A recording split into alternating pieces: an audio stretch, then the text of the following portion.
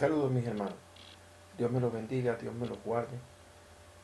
Seguimos en nuestra formación y en esta semana nos toca hablar ya de esa, dentro de nuestra preparación y esta asignatura Religiones Comparadas.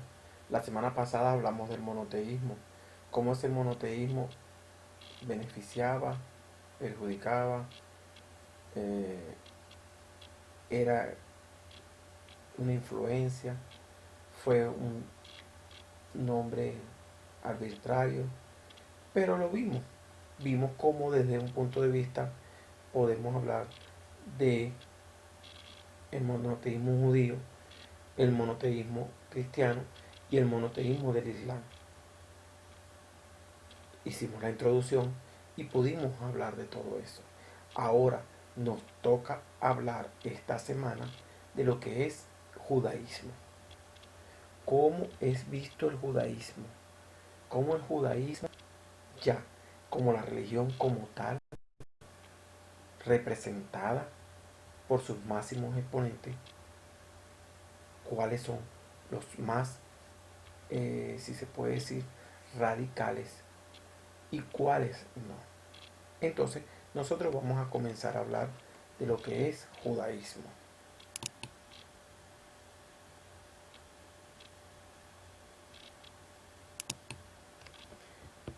Dentro de las religiones monoteístas, hoy nos toca hablar de judaísmo. Miembro de la tribu de Judá. Para comenzar diciendo eso. Segunda de Reyes 16:6.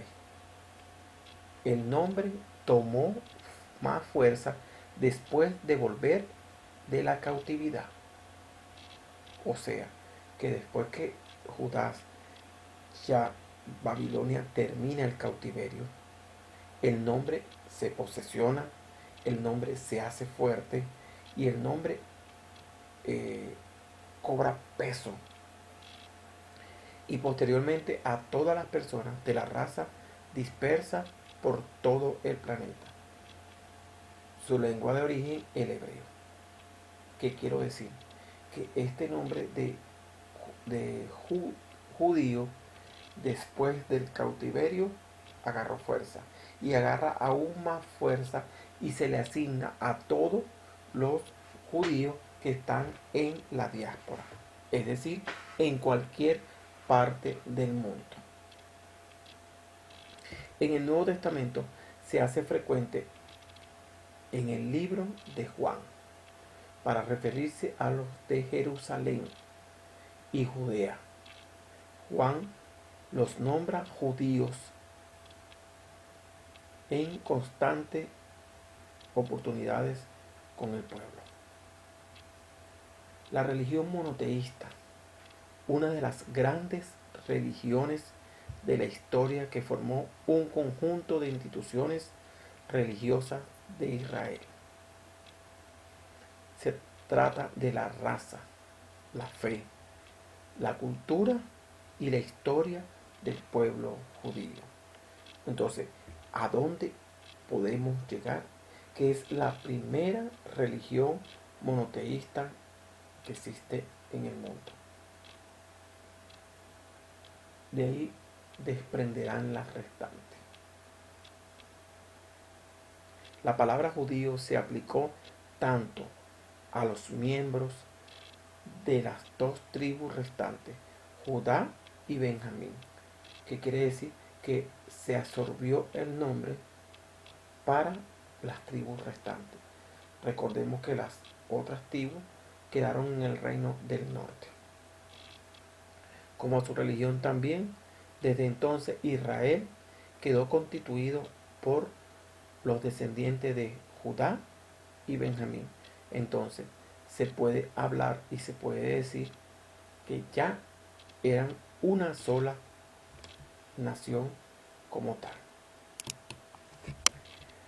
¿Cómo es la doctrina judía? Es muy importante que nosotros intentamos todo esto. ¿Por qué? Porque una cosa es que nosotros los veamos a ellos que están sumergidos dentro del Antiguo Testamento y otra cosa es que sepamos cómo piensan. Ahí está una diferencia Y esa diferencia cobra peso, cobra mucho peso. ¿Qué pasa? Ahí se ve que la doctrina judía es monoteísta y antitrinitaria. Ahí se prende una campana monoteísta antitrinitaria. O sea, su énfasis principal en el judaísmo normativo descansa en la Torá. El judaísmo estuvo dividido desde antes de la venida de Cristo. Entre esas divisiones estuvieron los fariseos, los saduceos y los esenios. Estas tres clases sociales son las que antes de Cristo eran las que dominaban el escenario y son a quienes se va a enfrentar Jesús. ¿Para qué? Para alterar el sistema ya establecido. Ese sistema que ya estaba corrompido, Jesús lo va a tambalear. Cosa que por supuesto ellos no iban a aceptar. Los ortodoxos se mantienen lo más cerca posible del judaísmo de épocas anteriores. Hoy los ortodoxos se mantienen lo más cerca posible a las épocas anteriores. Entre estos últimos disfrutan de grandes privilegios en Israel, además de la observancia de la ley y de la práctica de la circuncisión.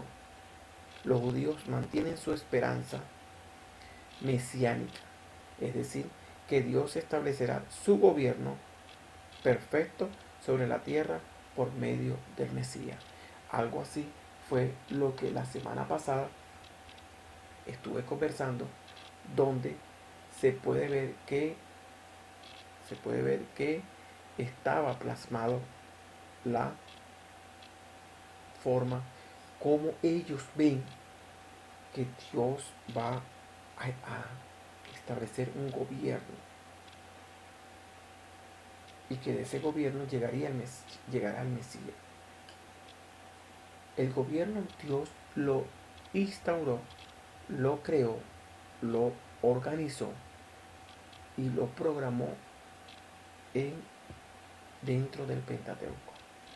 Ahí sí, Dios creó, diseñó, planeó las leyes por las cuales el pueblo se podía regir. Eso sí lo hizo Dios en la antigüedad.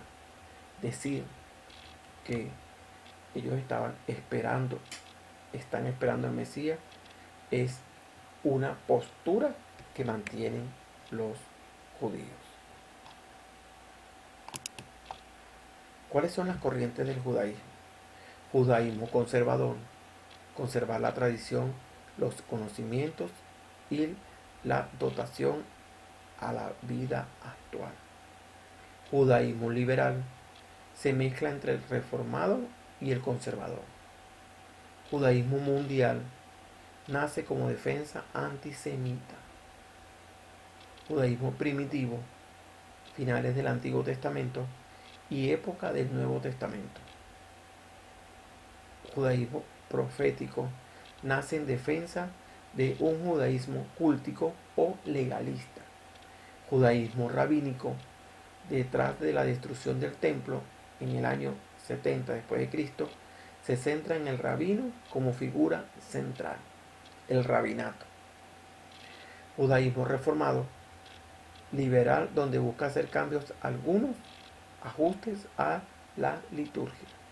Judaísmo talmúdico, su nombre hace referencia al Talmud. Judaísmo tardío, se cree más bien en una denominación negativa para el judaísmo. Se cree que es, antes de ser positiva, más bien negativa para el judaísmo. Como se pueden ver, un pueblo disperso por muchos países y todos enfocados en lo mismo, de una minoría con diferentes grupos étnicos, lingüísticos y de diferentes culturas. Lo único que los une es la religión, aparentemente, está probado que no es así. Algunos solo son por haber nacido judíos. Entonces, ¿qué los puede unir? La religión. Y como dice el escrito, que muchas veces ni eso los une. Según la tradición halakha, el judío auténtico, el nacido de madre judía, o el que se ha convertido al judaísmo legítimamente de acuerdo a la normativa ortodoxa. Todo su vínculo es por el nacimiento. La familia es importante dentro de la religión desde el punto de vista de la conciencia. Esta familia es, desde la antigüedad hasta los parientes más remotos. Tanto es que para la persona Abraham, Moisés, entre otros, son sus parientes. Ellos ven a un Abraham, a un Moisés, como parientes de ellos, como esos familiares cercanos que ellos tienen.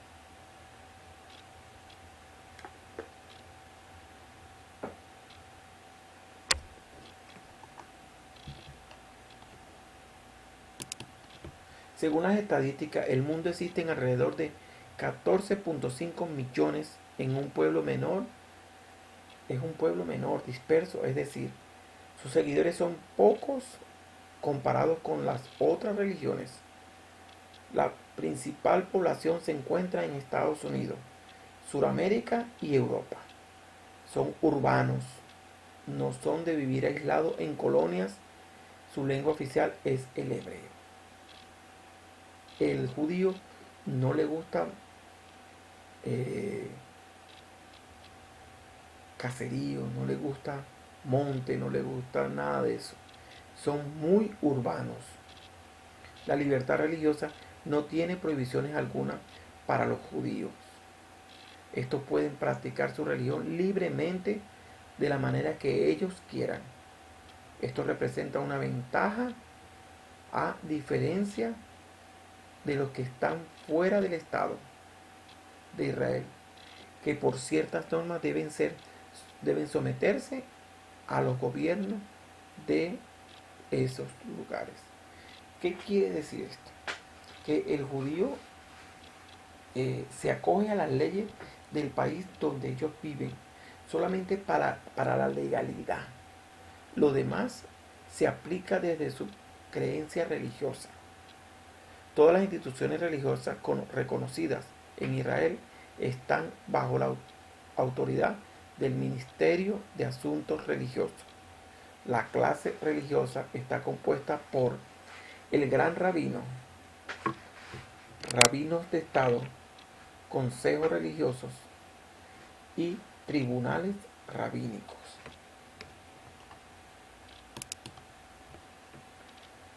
Que une a los judíos no es su creencia. ¿Qué une a los judíos? No es su creencia, sino una historia, el profundo sentido de un origen común y un pasado compartido.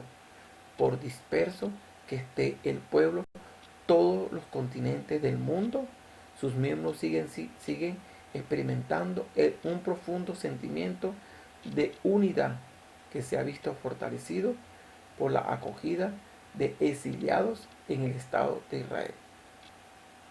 Los judíos tradicionales y ortodoxos consideraban que el pecado, la ira de Dios, estaba sobre ellos, pero que a causa de nuestros pecados hemos sido exiliados de nuestra tierra.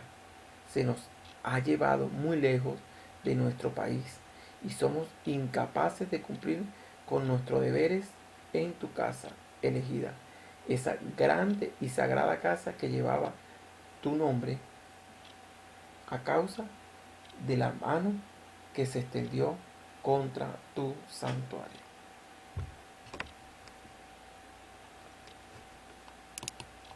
El judaísmo es más que una religión tradicional escrita. No se puede entender en ese solo sentido, que confiaba a la casta de los escribas, la copia, el estudio y la enseñanza de las antiguas escrituras. Sus textos sagrados se dividen en 3 secciones que nacen de la recopilación. Es la Torá, que representa la ley, que representa ese documento donde Dios organizó a su pueblo, que Dios instauró para que ellos vivieran de acuerdo a esa ley. Esa fue la principal causa de los origen que Dios había preparado. Llega el Nevi'im, que son los profetas. Contiene 8 libros divididos en 2 partes. Y otro que se compone de 12 obras. Corta, la importancia de los profetas es menor que la Torá en la sinagoga, para solo tener y leer las lecciones cortas elegidas para acompañar a la lectura de la Torá. O sea, que se practicaba una especie de lectura para así acompañar a lo que se estaba haciendo dentro de la sinagoga. Y llega el Ketubim, que son las escrituras, recopilación de obras escritas, históricas, poéticas y otras. Esto se estudia muy poco, poseen menos autoridad. La Cábala presenta la tercera salida o respuesta religiosa. Se debatía entre la especulación y la praxis legal mística. Tiene 3 partes: la Mishnah, una nueva enunciación de la ley; la Gemara, otra corriente de interpretación, influye folclore y dichas y leyendas. Contiene folclore, dichos y leyendas. Y el Mirasmi, comentarios folclore, que también hacen parte de la preparación del judaísmo. Aspectos resaltantes dentro del judaísmo. ¿Cuáles son esos aspectos? Ser hijo de Abraham es privilegio de los israelitas. Es el retoño estirpe de Abraham. El nombre se escucha en la liturgia, sobre todo en el día de Año Nuevo y en la primera alabanza de las 18 bendiciones de la oración central de los judíos. La relación con Yahvé fue desde el principio señal fuerte de identificación del pueblo judío. No puede comprenderse a fondo dicha identidad sin conocer ese vínculo sobrenatural y sin reconocer su trascendencia en la milenaria vida cotidiana de los judíos antes y después de la dispersión por el mundo. ¿Qué es la literatura? La liturgia judía es post-bíblico. Se genera un nuevo espacio que se alberga una nueva liturgia. Adquiere mucha importancia dentro del judaísmo. La sinagoga no es un templo, pues carece de elementos fundamentales para decir que es un culto. Su origen parte del exilio babilónico, surge como un acto y lugar de reunión para leer, comentar la Torá, rezar y cantar a Dios, que se ha entregado a Israel y que a través de ellos le es su guía. La sinagoga es una liturgia paralela. No tiene inicios canónicos, cuyo ejercicio y proceso de configuración será el motor que pondrá en marcha todo el desarrollo espiritual y cultural del judío. ¿Qué determina la transmisión y traducción y comentario del texto bíblico? Por otro lado, la aparición y desarrollo de la poesía llamada sinagoga, que se alimentaba de nuevos modos de expresión del sentimiento religioso, heredada en la antigua salmodía bíblica, pero también tributaria de los nuevos modelos líricos de las sucesivas épocas. El culto sinagogal se configura en un ritual permanente o diario semanal y otras excepciones o festivo, con lo que encontramos en la consideración ahora de los tiempos sagrados.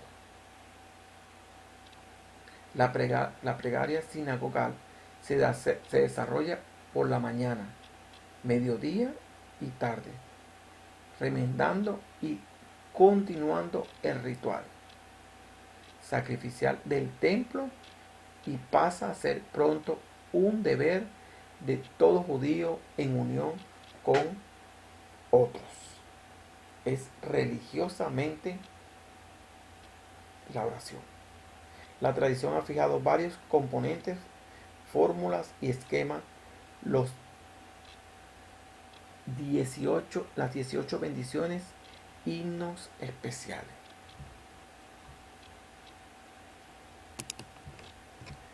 La trascendencia ha invadido toda la vida judía, desplegando fórmulas de bendición para que las diversas situaciones e incluso objetos simbólicos y gestos que sacralizan toda la existencia.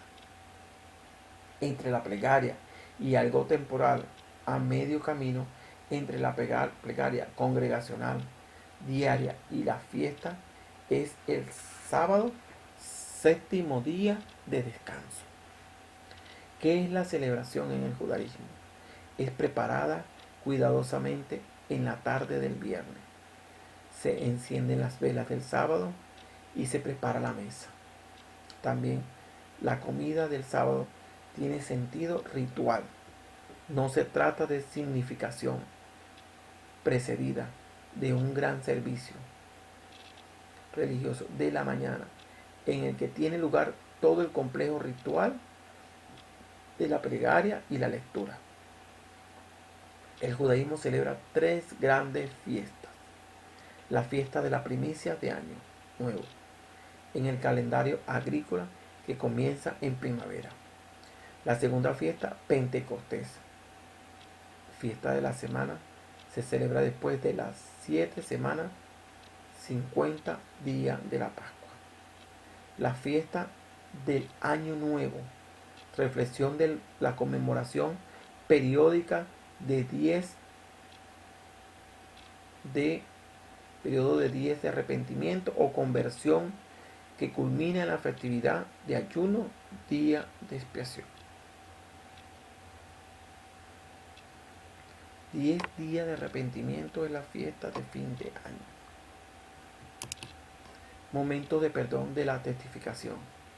Es la restauración personal, de la reconciliación social, renovación del corazón, renovación de la comunidad. Son las 3 grandes actitudes religiosas: oración, ayuno y limosna.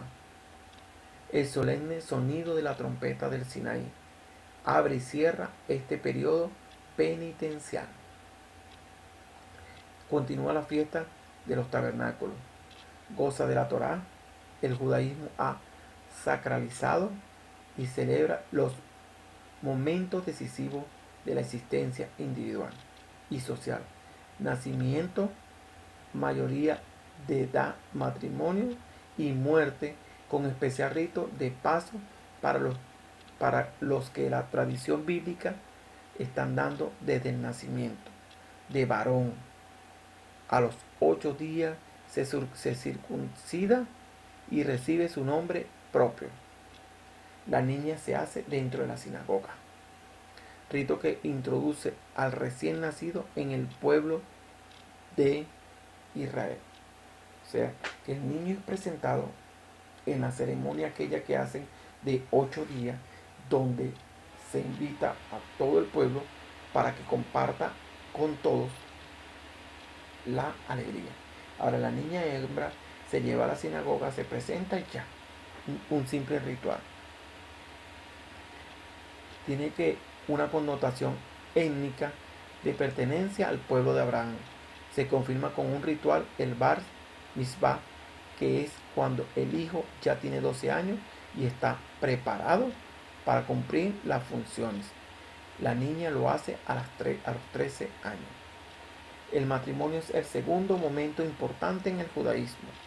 La celebración judía en la que fórmulas religiosas, ritos, símbolos como la entrega del anillo y la toma de las copas de vino, la entrada bajo la cupá de manera general. La música y la danza acompañan la celebración. Se concreta con el rompimiento de la copa en señal de duelo por la destrucción del templo en el año 70 después de Cristo. La muerte es el tercer elemento importante en la vida de los judíos. Es un momento especial en la vida de los judíos, ya que es una ceremonia religiosa. El cuerpo del difunto es tratado con un gran respeto y su exposición, combustión y momificación no están en principio permitidas sobre ser humano, sino que están envueltos en sudario blanco. Con todas las grandes religiones, el judaísmo conoce un árbitro propiamente secular, aunque su posterior experiencia y desarrollo histórico le han enseñado a convivir con él y hasta a preocuparse uno propio. Mandamiento 613 normas. Algo así que les hablé la semana pasada. 613 normas. Imagínense eso. 613 normas se basan en Deuteronomio 4:6. En Deuteronomio 4:6 se basan las 613 normas.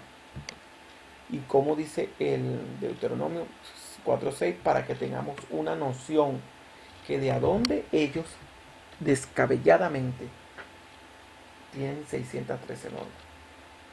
Cumplan con ellos, póngalos por obra, porque esta es sabiduría y su inteligencia a los ojos del pueblo, los cuales oirán todos estos estatutos y dirán: ciertamente este es un pueblo sabio y entendido en una gran nación.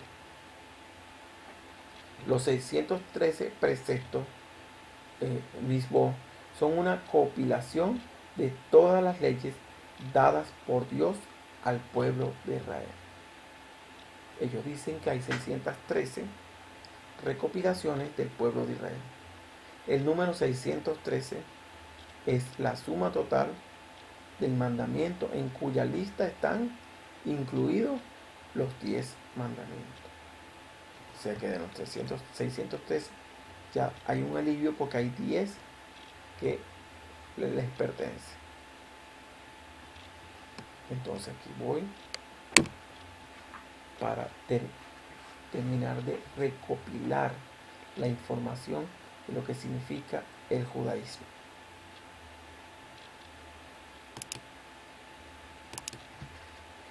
Este trabajo de compilación pertenece originalmente a Maimónides. Fue el hombre que recogió las 613 reglas.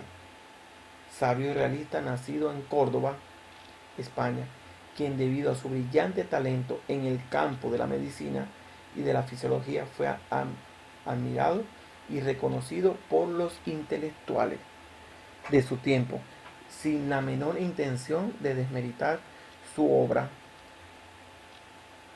Es claro que la compilación que hizo fue producto de la iniciativa personal, o sea, el número que obtuvo como resultado final de su interpretación de la ley.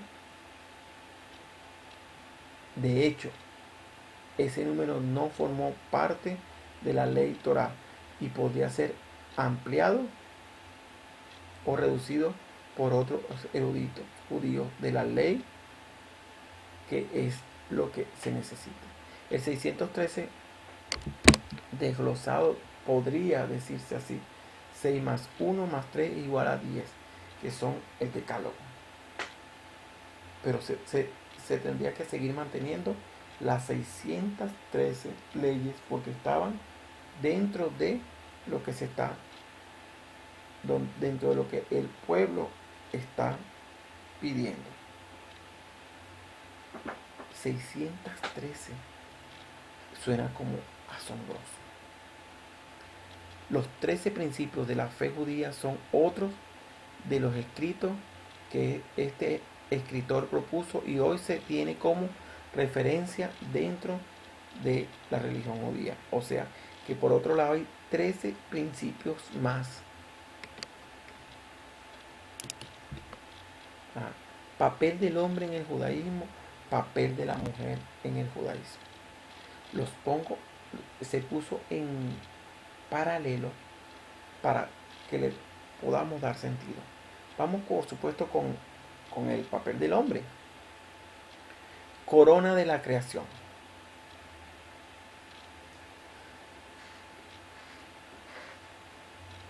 Paino y Pele. Corona de la creación. Para el judaísmo, él es la corona de la creación. El hombre.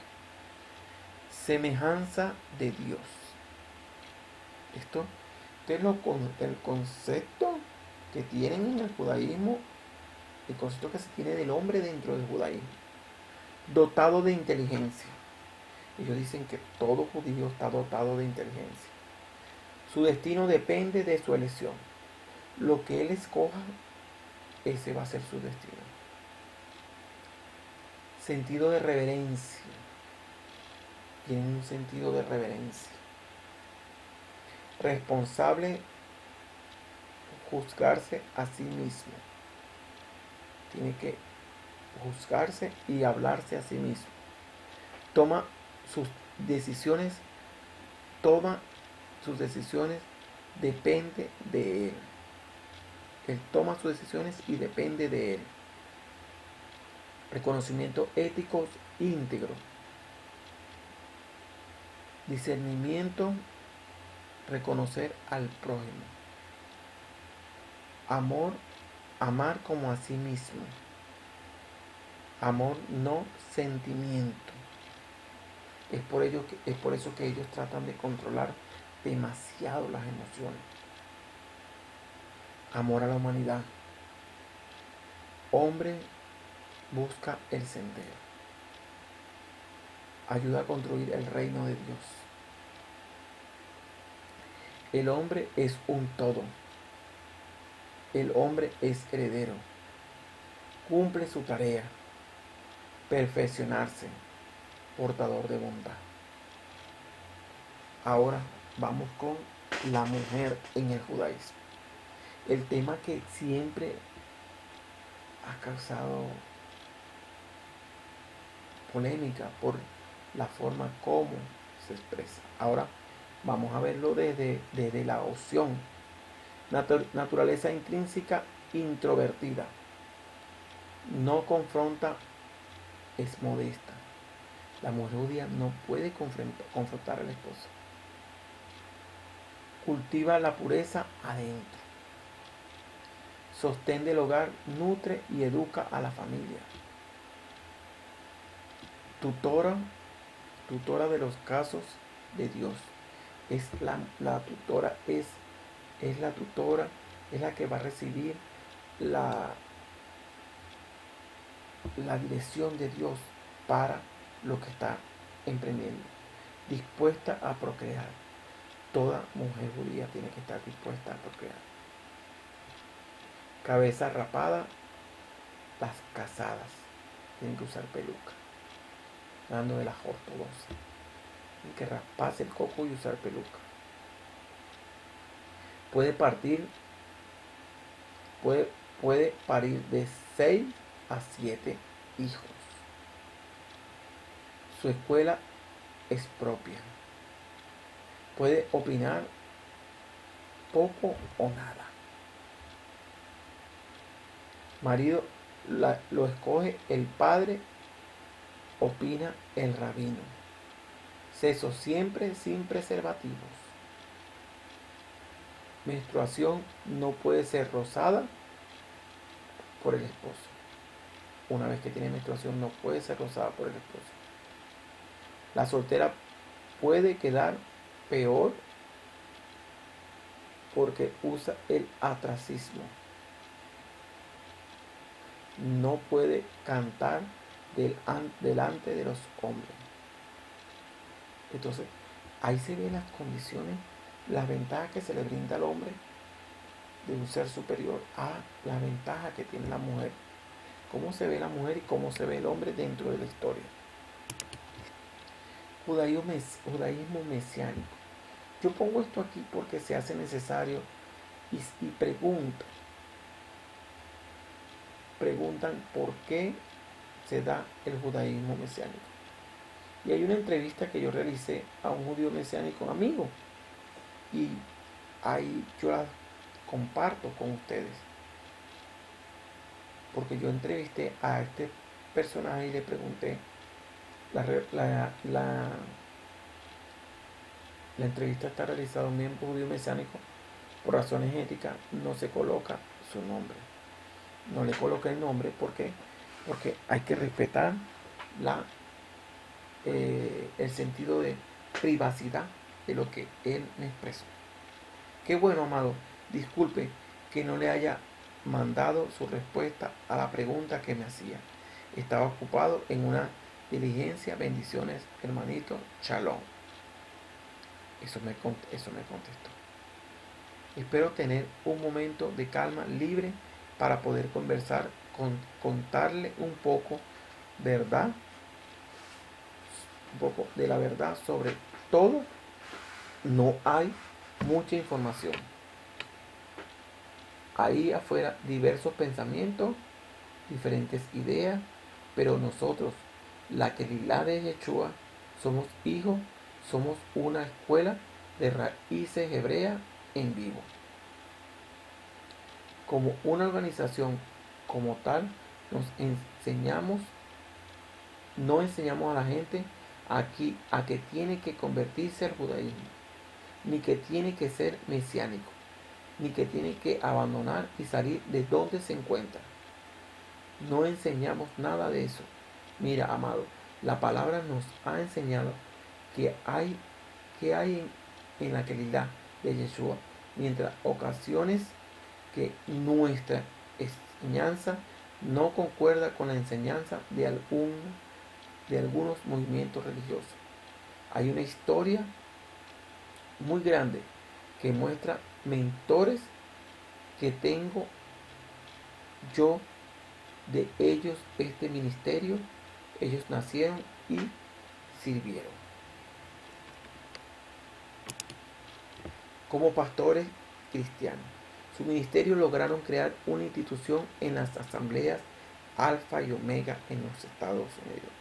Él está contando el relato de cómo es visto la religión, cómo es visto como judío mesiánico, y cómo ellos, unos líderes del cristianismo, lograron convertirse al judaísmo mesiánico y hacer la diferencia. Ellos que eran miembros de la Asamblea de Dios, dedicándose a capacitar pastores cristianos, lograron tener una licencia teológica para ello poder tener ellos la cobertura legal y poder tener su bachillerato en teología. Les funcionó por un tiempo, parte de la verdadera historia. Entonces él está contando la historia de unos pastores que decidieron separarse del cristianismo.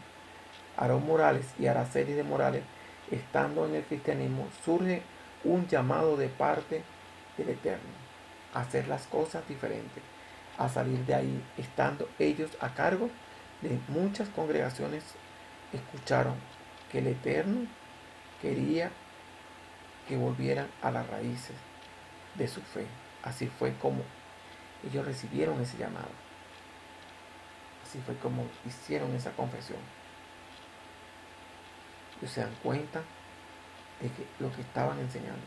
Entonces escogen un sistema nuevo y bueno para que les sea fácil y extender la mano a las raíces hebreas.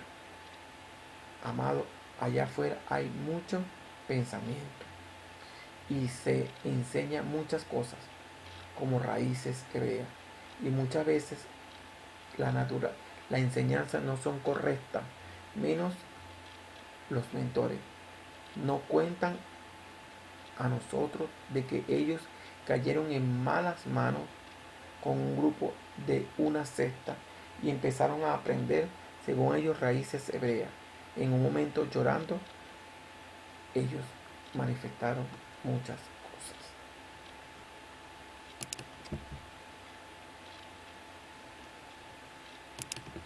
Los pastores, después de tener la preparación de institutos bíblicos teológicos, y desconocían muchas cosas de la verdad, pero cayeron en un grupo falso, y el Eterno les reveló, los llamó y les dijo que ese no era el lugar correcto.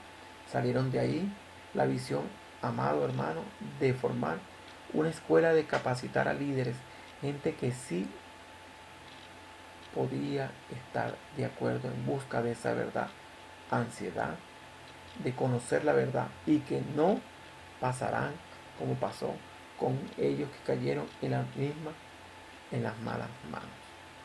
Dios le da una revelación que les dijo el Eterno: nuestra morada será a través de una revelación, que había que guardar alimentos para el pueblo.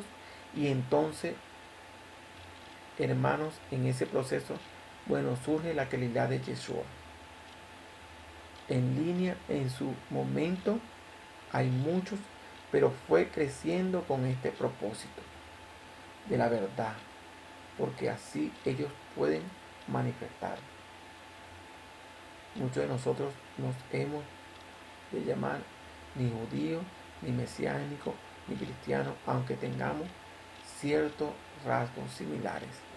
Para nosotros como tal, el juicio niega que nuestro Mesías, como la conocemos ahora, es medio del cristianismo, y para ello es denigrante que alguien se crea Yeshua.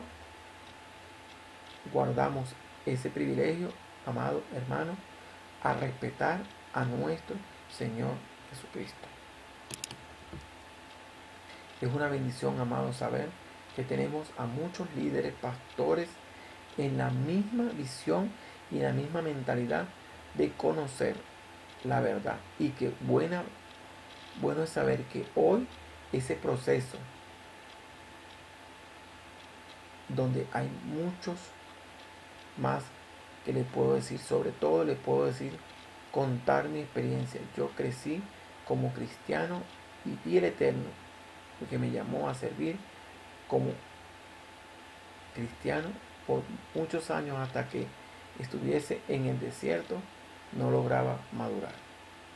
Entonces ahí podemos ver que mi fe tarde en conocer las cosas bien, entenderlas, y no solo hacer las cosas porque así se hacían, sino porque era entender a Dios y poder comprender lo que tiene terminado para nosotros, y preguntarme si lo que estaba haciendo era lo correcto.